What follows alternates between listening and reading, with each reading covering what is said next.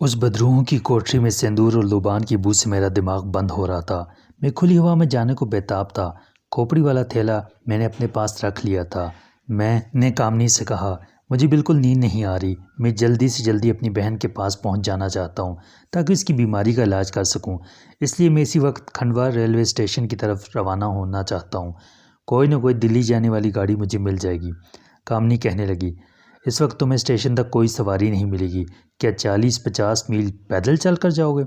मैंने कहा, कामनी देवी, मेरा जाना बड़ा ज़रूरी है। उसने एक पल के लिए आंखें बंद कर ली। वो मुँह ही मुँह में शायद कोई मंत्र बड़बड़ा रही थी या किसी नज़र ना आने वाली मखलूक से कोई बात कर रही थी। उसने आंखें खोल दी, कहने लगी, मैंने तुम्हारा इंतज़ाम कर दिया है। इस मरण घाट वाले खंडर से निकलने के बाद बाएं तरफ चल पड़ना।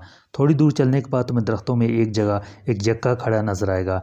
उसका कोचवान आगे बैठा होगा। तुम खामोशी से यक्के की पिछली सीट पर बैठ जाना। खबरदार, यक्के के कोचवान को बुलाने या उससे बातचीत करने की गलती न करना। यक्का तुम्हें खंडवा रेलवे स्टेशन पहुंचा देगा। अब तुम जा सकते हो। मैंने खोपड़ी वाला थैला अपनी गर्दन में इस तरह लटकाया कि खोपड़ी मेरे सीने के साथ लग गई। मैंने कामनी का हाथ अपने हाथ में लेते उसका शुक्रिया अदा किया और खामोशी से कोठरी से निकल गया। मरण घाट खंडर से बाहर आकर मैं बाएं जानब चलने लगा। ये जंगल का ज़्यादा घना हिस्सा नहीं था। दरख्तों के झुंड फासले पर थे मगर झाड़ियाँ बेशुमार थीं।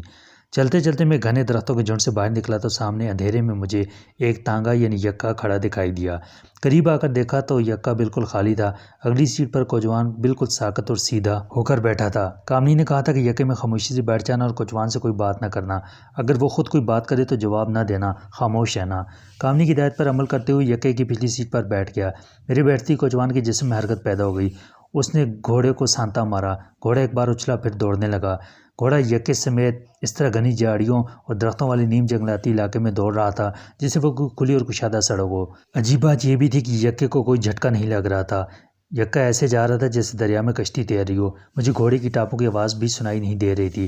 घोड़ा अपने आप इधर उधर मुड़ रहा था। हर लम्हा इस बात का खदशा महसूस हो रहा था कि यक्का किसी दरख्त से न टकरा जाए, लेकिन ऐसा एक बार भी नहीं हुआ और यक्का जंगल से निकलकर खुली जगह पर आ गया। अब वो एक कच्ची सड़क पर जा रहा था और उसकी रफ्तार पहले से तेज़ हो गई थी। न घोड़े की टापों की आवाज़ आ रही थी, न यक्के के चूं चरां करने की आवाज़ आ रही थी। ये कोई जादुई उड़न खटोला था जो ज़मीन से थोड़ा बुलंद होकर परवास कर रहा था। फासला बड़ी जल्दी जल्दी तय हो रहा था। दूर से मुझे रोशनियां नजर आईं। ये काफ़ी रोशनियां थी और खंडवा शहर की रोशनियां ही हो सकती थी। मैं कोचवान से पूछने वाला था कि ये खंडवा शहर की रोशनियां हैं तो अचानक मुझे ख्याल आ गया कि कामनी ने मुझे हिदायत की थी कि रास्ते में कोचवान से कोई बात ना करूं। वो अगर कोई बात करे तो उसके जवाब में बिल्कुल खामोश रहूं। मैंने कोचवान से कोई बात न की। जब रोशनियाँ करीब आ गईं और यक्का रात की तारीकी में एक पक्की सड़क पर आ गया तो कोचवान ने कहा, बाबू, कहाँ के रहने वाले हो? मैंने कोई जवाब न दिया। उसने फिर एक सवाल किया, बाबू, खंडवा से आगे कहाँ जाओगे? मैंने फिर भी कोई जवाब ना दिया और खामोश बैठा रहा। कोचवान तीसरी बार बोला, बाबू, रात के वक्त स्टेशन पर जाकर क्या करोगे? मेरे साथ घर चलो, मेरे साथ घर चलो, मेरे साथ घर चलो। कोचवान किसी मशीनी इंसान की तरह बोल रहा था। मैंने अपने होंठ बंद रखे, उसकी किसी बात का जवाब ना दिया। उसके बाद कोचवान ने मुझसे कोई बात ना की। अचानक मुझे एक धचका सा लगा जैसे यक्का एकदम ज़मीन पर उतर आया हो। अब मुझे यक्के के हल्के हल्के धचके भी लग रहे थे और घोड़े के टापों की आवाज़ भी आने लगी थी। एक चौका आ गया जहाँ काफ़ी रोशनी थी। इक्का दुक्का सवारी किसी वक्त गुजर जाती थी। कोचवान ने यक्के को सड़क की एक तरफ रोक लिया और ख़ुद बिल्कुल साकत होकर बैठा रहा। उसने मुझे ये भी ना कहा कि सामने रेलवे स्टेशन है, वहाँ तक पैदल चले जाना। मैं जल्दी से यक्के से उतर आया। मेरे उतरते ही कोचवान ने यक्के को सड़क पर मोड़ा और यक्का तेज़ी से सड़क पर वापस चल पड़ा। मैं उसे देख रहा था। सड़क पर थोड़ी दूर जाने के बाद यक्का अचानक मेरी नज़रों से ओझल हो गया। मैंने सर झटक कर खुदा का शुक्र अदा किया और खंडवा शहर की रोशनियों का रुख कर लिया। खोपड़ी वाला थैला मेरे गले में लटक रहा था। मैंने गले से थैला उतारकर बगल में दबा लिया। रास्ते में एक आदमी से स्टेशन का रास्ता पूछा और स्टेशन पर आ गया। स्टेशन के क्लॉक पर निगाह डाली तो मालूम हुआ कि रात के 3 बजने वाले हैं। दिल्ली की तरफ जाने वाली गाड़ी सुबह 6 बजे खंडवा पहुंचती थी। वेटिंग रूम में या प्लेटफार्म के बेंच पर सोने का सवाल ही पैदा नहीं होता था। मुझे एक लम्हे के लिए भी खोपड़ी से गाफिल नहीं होना था। मैंने चाय की कैंटीन पर खड़े होकर गर्म चाय का एक गिलास पिया। थैले में लिपटी खोपड़ी का गोला सा बनाकर मजबूती से पकड़ा हुआ था। कुछ देर प्लेटफार्म पर टहलता रहा, फिर एक बेंच पर आकर बैठ गया। किसी किसी वक्त मुझे ऐसे लगता था जैसे कोई मेरे कान के करीब आकर गहरे सांस ले रहा है। पहले मैंने कोई ख्याल न किया, लेकिन जब हर 3-4 मिनट के बाद मेरे कान किसी की लंबे लंबे सांस लेने की आवाज़ आने लगी तो बेंच से उठकर प्लेटफार्म पर टहलने लगा। मैं समझ गया कि किसी बदरू की सांस लेने की आवाज़ है जो खोपड़ी के पीछे लग गई है। मैं ये भी जानता था कि एक कामनी नर्तकी ने बड़े ज़बरदस्त तिलिस्म से इस खोपड़ी की रूह पर फतह हासिल की है और ये मेरा कुछ नहीं बिगाड़ सकती। उसने मुझे खबरदार भी कर दिया था कि जब तक तुम खोपड़ी को छतरी वाली कब्र में दफन नहीं कर लोगे, इस खोपड़ी की बदरू खोपड़ी अपने कब्जे में करने के लिए तुम्हारे पीछे लगी रहेगी। लेकिन कामनी ने जो तिलिस्म फूंका था, उसने बकौल कामनी के मेरे इर्द गिर्द एक तिलिस्मी हिसार बना दिया था, जिसकी वजह से कोई बदरू मेरे करीब भी नहीं भटक सकती थी। कुछ वक्त तक तो मेरे कानों में बदरू की सांसों की आवाज़ आती रही, फिर अपने आप गायब हो गई। दिन निकल आया, चारों तरफ दिन की रोशनी हो गई। प्लेटफार्म पर मुसाफिरों का हजूम इकट्ठा हो गया। ट्रेन अपने टाइम से आधा घंटा लेट आई। मैं थर्ड क्लास के एक डब्बे में बैठ गया। सारा दिन सारी रात ट्रेन चलती रही। दूसरी रोज़ सुबह के वक्त ट्रेन दिल्ली पहुंच गई। दिल्ली से मैंने पंजाब एक्सप्रेस पकड़ी और लाहौर पहुंच गया। घर वालों के लिए मैं बहन की बीमारी के सिलसिले में किसी माहिर डॉक्टर से मिलने दुबई गया हुआ था। वो मुझे अपने सामने अचानक देखकर हैरान भी हुए और खुश भी हुए। वाले साहब घर पर ही थे। कहने लगे, डॉक्टर से बात हुई? ये तुम्हारे हाथ में क्या है? उनका इशारा कपड़े में लिपटी हुई खोपड़ी की तरफ था। वालदा भी मौजूद थी। मैंने कहा, ये मैं अपने दोस्त खालिद के भांजे के लिए घर में खेला जाने वाला फुटबॉल लाया हूँ। और मैंने अपने कमरे में जाकर खोपड़ी को अलमारी में बंद करके ताला डाल दिया। इतनी में आसमा बहन भी अपने कमरे से निकल आई। उसे देखकर मेरा दिल बेहद मगमूम हुआ। उसका रंग जर्द था, उसकी आंखों में हल्के पड़ गए थे। लगता था कि उसके जिस्म में सिर्फ इतना ही खून बाकी रह गया जिससे वो गिरते पड़ते जिंदा रहे। मनहूस पाते अली चुड़ैल ने उसके जिस्म का काफ़ी खून पी लिया था। अपने कमरे से बड़े कमरे तक आते आते आसमा का सांस फूल गया था। वालदा ने उसे सहारा देकर सोफे पर लिटा दिया। मैंने उससे कहा, फिक्र न करो आसमा बहन, मुझे एक ऐसी दवाई मिल गई है जिसकी एक ही खुराक से तुम बिल्कुल तंदुरुस्त हो जाओगी। वालिद साहब ने कहा, मुझे बताओ वो कौन सी दवाई है? दुबई वाले डॉक्टर ने क्या कहा है? मैंने कहा, दुबई वाला डॉक्टर वाकई बड़ा तजर्बेकार और ज़हीन डॉक्टर है। उसका छोटा भाई रावलपिंडी में प्रैक्टिस करता है। डॉक्टर साहब ने फ़ोन पर पिंडी वाले डॉक्टर को आसमा की लालत की अलामात बता दी थी। आसमा को जिस दवाई की ज़रूरत है, इत्तफाक से वो दुबई और दूसरी अरब अमारात में किसी मेडिकल स्टोर में नहीं थी। डॉक्टर साहब ने पिंडी में अपने डॉक्टर भाई को फ़ोन किया तो मालूम हुआ कि उसके पास मतलूबा दवाई मौजूद है। मैं आज ही पिंडी जा रहा हूँ, कल दवाई लेकर वापस आ जाऊँगा। अभी तक मैं खालिद से नहीं मिला था। छतरी वाली कब्र में खोपड़ी दफन करने से पहले मैं खालिद से मिलना भी नहीं चाहता था। ये सारी बातें मुझे राज में रखनी थी और अपने अजीज़ से अजीज़ दोस्त को भी कुछ नहीं बताना था। सुबह के वक्त मैं लाहौर पहुंचा था। थोड़ी देर घर में बैठने के बाद मैंने एक छोटे अटैची केस में कपड़े में लिपटी हुई खोपड़ी बन की और बस में सवार होकर पिंडी की तरफ रवाना हो गया। पिंडी के राजा बाज़ार में जाकर मैंने एक दुकान से एक पाव शक्कर खरीदी। मैं होटल में ठहरा था। होटल के कमरे में आकर मैंने शक्कर के लिफाफे में से चुटकी भर शक्कर निकाली, उसे छोटी सी पुड़िया में डाला और अटैची केस में से खोपड़ी निकालकर उसके अंदर पुड़िया रख दी। मैं खोपड़ी को कपड़े में लपेटने लगा तो खोपड़ी ज़रा सी कांपी। मैंने अपनी गिरफ्त मजबूत रखी। खोपड़ी की बदरू या पाताल चुड़ैल की बदरू खोपड़ी हासिल करने के लिए मुझ पर हमले कर रही थी, मगर कामनी के मंत्रों ने मेरे इर्द गिर्द जो हिसार का तिलिस्मी हाला बना दिया था, उन बदरूहों को न सिर्फ मेरे करीब नहीं आने देता था बल्कि उनका हर हमला नाकाम हो रहा था। पिंडी से मैं एक बस में सवार होकर 2-2.5 घंटे के सफ़र के बाद उस पहाड़ी मकाम पर आ गया जहाँ वीरान किले के पहलू में गोरों का पुराना कब्रिस्तान था और जहाँ छतरी वाली कब्र भी थी। उस पहाड़ी शहर के एक छोटे से होटल के कमरे में ठहर गया। मौसम सरमा शुरू हो चुका था।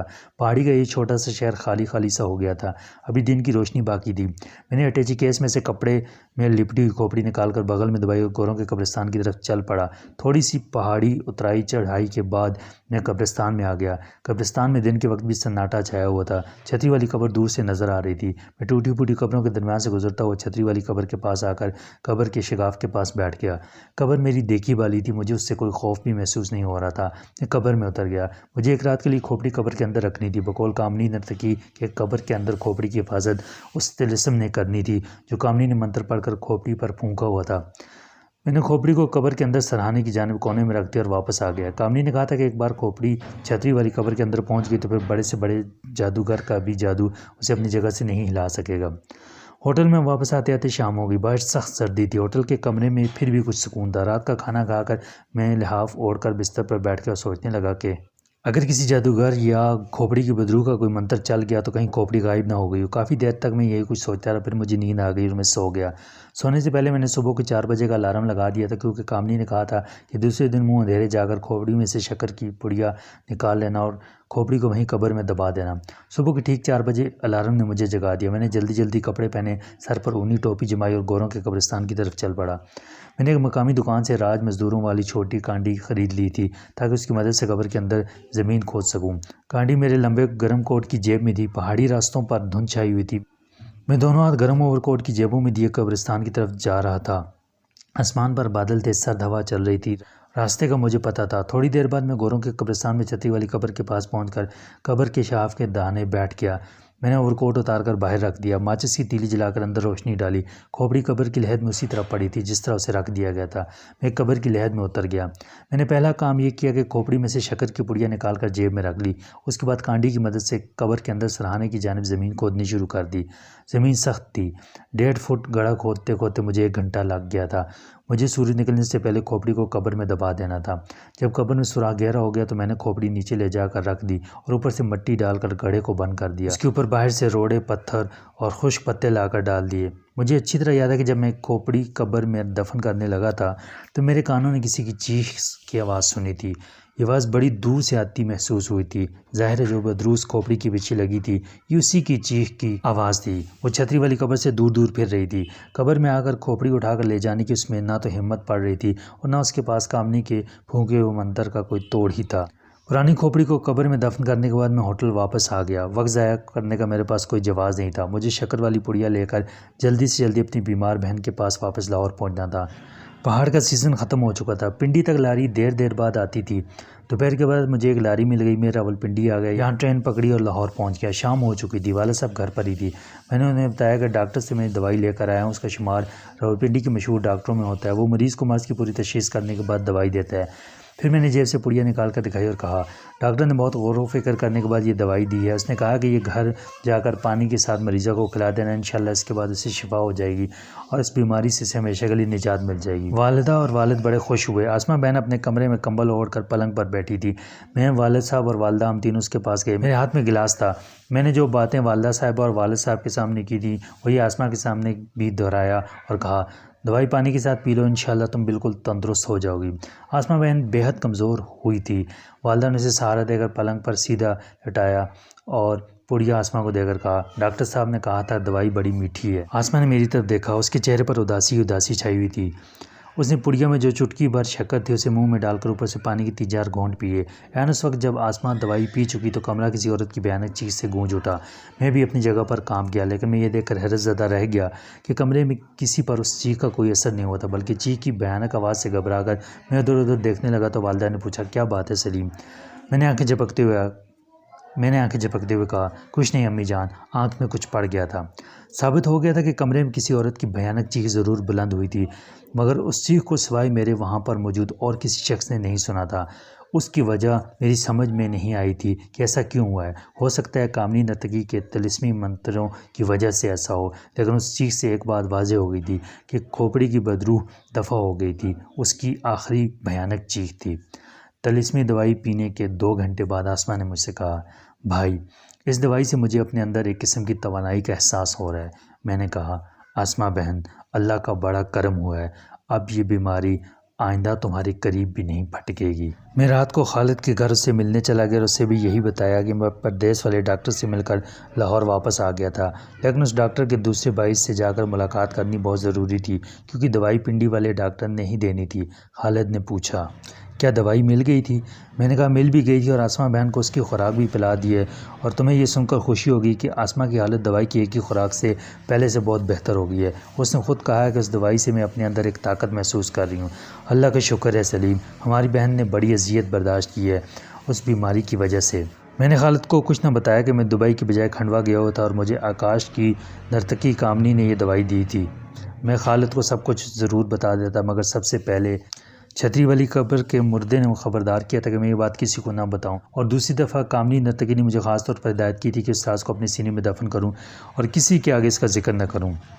मैं छतरी वाली कब्र के मुर्दे और पुरस्कार कामनी नर्तकी की हिदायत पर पूरा अमल कर रहा था, सिर्फ इसलिए कि मुझे अपनी बहन की ज़िंदगी बड़ी अजीज़ थी और इस सिलसिले में मैं किसी किस्म का ख़तरा मोल लेने के लिए तैयार नहीं था।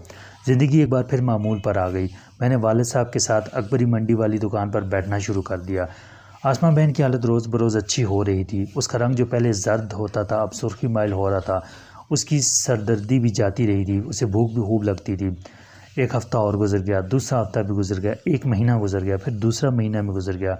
आसमा पर दोबारा दौराना पड़ा। वो पूरी तरह सेहतमंद और हशाश बशाश हो गई। उसकी आंखों के गिर्द जो स्याह हल्के पड़े थे वो भी गायब हो गए। उसी ने लड़कियों के एक प्राइवेट कॉलेज में दाखिला भी ले लिया ताकि वो मज़ीद तालीम आगे हासिल कर सके। आसमा बहन के सेहतमंद हो जाने से हमारे घर की फ़ज़ा ही बदल गई थी। वालिद साहब और वालदा तो बहुत खुश और मुतमईन थी कि आसमा को एक लाइलाज बीमारी से निजात मिल गई है जो बड़ी तेज़ी से उसे मौत की वादियों में ले जा रही थी। जैसा कि मैं पहले बता चुका हूँ कि मेरी इबरत अंगेज़ दास्तान हयात का ताल्लुक उस ज़माने से जब अभी पाकिस्तान नहीं बना था। पाकिस्तान की तहरीक शुरू हो चुकी थी और हिंदुस्तान के मुसलमानों ने कायद-ए-आज़म की क़यादत में पाकिस्तान के क़याम के लिए जोश व खरोश से क़याम पाकिस्तान के लिए जद्दोजहद शुरू कर दी थी। जो इलाका पाकिस्तान कहलाता है वहाँ हिंदू सिख भी आबाद थे। उनके मंदिरों में पूजा पाठ होती रही। इस तरह 3 बरस गुजर गए। आसमा को फिर कभी दौरा नहीं पड़ा था। वो पूरी तरह सेहतमंद हो गई थी। इसी दौरान उसकी शादी हो गई। उसकी शादी के बाद वालिद साहब और वालदा साहिबा हज के लिए मक्का मुकरमा चले गए। कुदरत को यही मंजूर था। वालदा मक्का मुकरमा में शदीद अलील हो गई और इंतकाल कर गईं। उन्हें वहीं हिजाज़ मुक़द्दस में सुपुर्द खाक कर दिया गया। वालदा के इंतकाल के बाद वालिद साहब भी बीमार रहने लगे। अब वो बाहर बहुत कम जाते। मैंने ही कारोबार संभाल लिया था। एक रोज़ वालिद साहब को अचानक दिल का दौरा पड़ा और वो भी अल्लाह को प्यारे हो गए।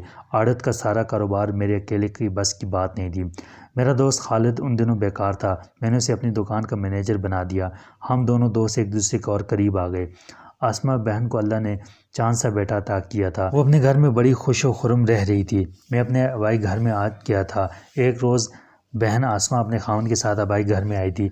उन्होंने मुझसे कहा कि मैं शादी करके अपना घर आबाद कर दूं। मुझे कोई एतराज़ तो नहीं था लेकिन मैंने कहा कि 1 साल के बाद शादी करूंगा। आसमा बहन और मेरे दोस्त खालिद ने मेरे लिए रिश्ता तलाश करना शुरू कर दिया।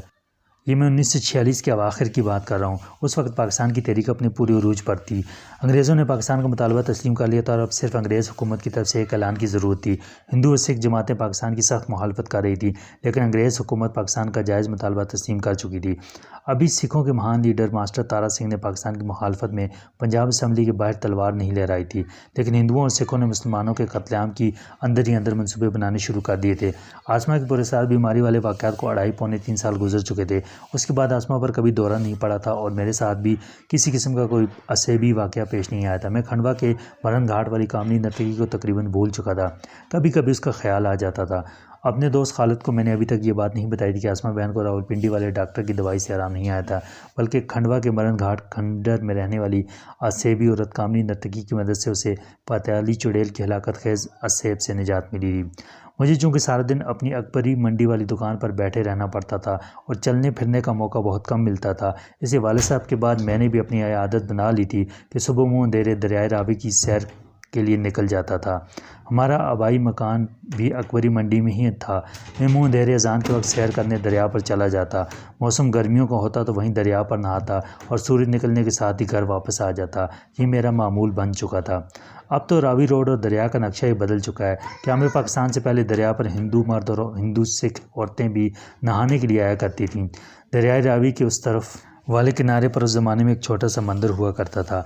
दरिया के कटाव की वजह से वो दरिया बुर्द हो गया और अब उसका नामो निशान भी बाकी नहीं रहा।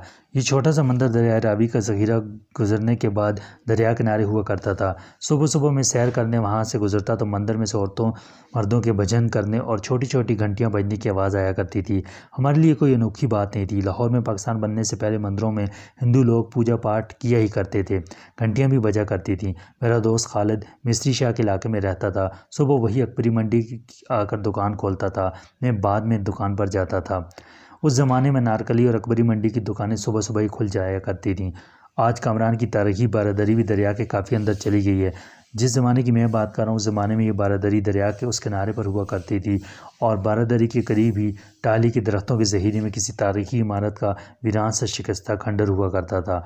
लोग उस खंडर की ईंट पत्थर उठा उठा कर ले गए थे। अब सिर्फ खंडर की एक डेवड़ी और एक कोठरी ही बाकी रह गई थी। मुझे सुबह के वक्त हल्की वर्जिश करने की आदत थी। दरिया किनारे वाले मंदिर के पास ही एक अखाड़ा था जहाँ पहलवानी की शौकीन नौजवान कसरत किया करते थे। मैं भी वहाँ अखाड़े के बाहर थोड़ी बहुत वर्जिश कर लिया करता था। एक रोज़ सुबह की सैर और वर्जिश से फारग होकर मैं अपने घर अकबरी दरवाजे जाने के लिए मंदिर के करीब से गुजरा तो साड़ी वाली लड़की ने जो मंदिर के बाहर खड़ी थी मुझे इशारे से अपनी तरफ बुलाया। मैं समझा कि वो मेरे पीछे खड़े किसी अपने वाकिफ़कार को बुला रही है।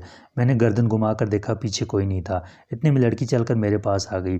उसके हाथ में कागज़ का एक पर्चा सा था। कहने लगी, बाबू क्या तुम अंग्रेज़ी पढ़ लेते हो? मैं सच कह रहा हूँ, मैंने इतनी हसीन औरत अपनी ज़िंदगी में पहले कभी नहीं देखी थी। गोरा रंग था, स्याह घटाओं ऐसे बाल थे, जिनका उसने जूड़ा कर रखा था। जूड़े में मोती के फूल सजे हुए थे, बड़ी बड़ी शरबती आंखें थीं। आवाज़ ऐसी थी जैसे दूर घंटियां बज रही हों। उसके हुस्न जमाल ने मुझ पर एक तिलस्म सा कर दिया। मैंने कहा, हाँ मैं अंग्रेज़ी पढ़ लेता हूँ। उसकी उम्र 18-19 साल के दरमियान होगी। उसने हाथ में थामा हुआ पर्चा मेरी तरफ बढ़ाया और कहा, ये ज़रा पढ़ना, इस पर क्या लिखा हुआ है। मैंने कागज़ को गौर से देखा। अंग्रेज़ी ज़ुबान में कागज़ पर एक औरत का नाम श्यामा देवी और नीचे उसके घर का पता लिखा था। ये मंगला कस्बे का पता था जो जेहलम के करीब वाक़या है। मैंने पता पढ़कर लड़की को सुना दिया। लड़की ने कागज़ मेरे हाथ से ले लिया, मेरी तरफ मुस्कुराकर देखा और बोली, तुम्हारा शुक्रिया बाबू। मेरा नाम राम प्यारी है। मैं बनारस से लाहौर में मंदिरों की यात्रा करने आई हूँ। मंगला में मेरी एक सहेली रहती है, उसके घर का पता है। मैं अंग्रेज़ी नहीं पढ़ सकती, इसलिए तुमको तकलीफ़ दी। मैंने कहा, इसमें तकलीफ़ की कौन सी बात है। राम प्यारी मेरी तरफ तजस्सुस आमेज़ निगाहों से देख रही थी। उसका बेपनाह हुस्न और जमाल मुझे अपने तिलिस्म के हिसार में ले रहा था। कहने लगी, मैं कभी मंगला नहीं गई। वहाँ मैं मंगला देवी के मंदिर की यात्रा भी करना चाहती हूँ। मेरी सहेली ने कहा था कि लाहौर से तुम्हें मंगला जाने वाली लारी मिल जाएगी। ये लारी कहाँ से जाती है। राम प्यारी के हुस्न ने मेरे ख्यालात को मुंतशिर कर दिया था। मैंने अपने आप को नॉर्मल करने की कोशिश करते हुए कहा, लाहौर में क्राउन बस का अड्डा है, वहाँ से तुम्हें जेहलम जाने वाली बस मिल जाएगी। जेहलम उतर जाना, वहाँ से मंगला को लारियाँ जाती रहती हैं। राम प्यारी ने एक बार गहरा सांस लिया और बोली, मुझे अकेली बस में सफ़र करते हुए डर लगता है। ये बात मुझे कहने का कोई हक़ तो नहीं है, लेकिन अगर तुम मुझे सिर्फ जेहलम शहर तक छोड़ आओ तो तुम्हारी बड़ी मेहरबानी होगी। आगे मैं मंगला जाने वाली बस में खुद ही बैठ जाऊँगी। उस लड़की के हुस्न जमाल ने मुझ पर एक जादू सा कर दिया था। मेरे ख्यालात में एक इनकलाब बर्पा हो चुका था। अकल ने मेरा साथ छोड़ दिया था। उस वक्त मेरे दिल में सिर्फ एक ही ख्वाहिश थी कि ये लड़की मुझसे कभी जुदा ना हो। मैंने फ़ौरन ही हामी भर ली और कहा, इसमें मेहरबानी की क्या बात है, मैं बड़ी खुशी से तुम्हें जेहलम तक छोड़ आता हूँ। लड़की ने मुस्कुराते हुए अपने बालों को झटक कर माथे से पीछे किया और बोली, क्या इस वक्त हमें जेहलम जाने वाली लारी मिल जाएगी। मैंने कहा, अड्डे से लारियाँ चलती ही रहती हैं, मुझे सिर्फ इतनी इजाज़त दो कि मैं घर जाकर कपड़े बदल लूँ। वो मुसलसल मुस्कुरा रही थी और मुझ पर अपने हुस्न की बिजलियाँ गिरा रही थी। कहने लगी, ठीक है बाबू, तुम कपड़े बदल कर यहाँ आ जाना, मैं इसी जगह तुम्हें मिलूँगी। उसने बड़ी मोहब्बत से मेरा हाथ अपने हाथ में लेकर ज़रा सा दबा दिया। मेरे अंदर जो थोड़ी बहुत अकल बाकी रह गई थी वो भी भाप बनकर उड़ गई। मैं लड़की को मंदिर में छोड़कर रावी रोड पर आ गया। वहाँ से एक तांगा लेकर अकबरी मंडी अपने घर पहुँच गया। आसमा बहन की शादी और वालिदैन की वफ़ात के बाद मैं घर में अकेला ही रहता था। मुझे कोई पूछने वाला नहीं था कि कहाँ जा रहा हूँ, क्यों जा रहा हूँ। जल्दी जल्दी कपड़े बदले, कुछ रुपये और करेंसी नोट जेब में डाले और तांगे में बैठकर रावी रोड की तरफ चल पड़ा।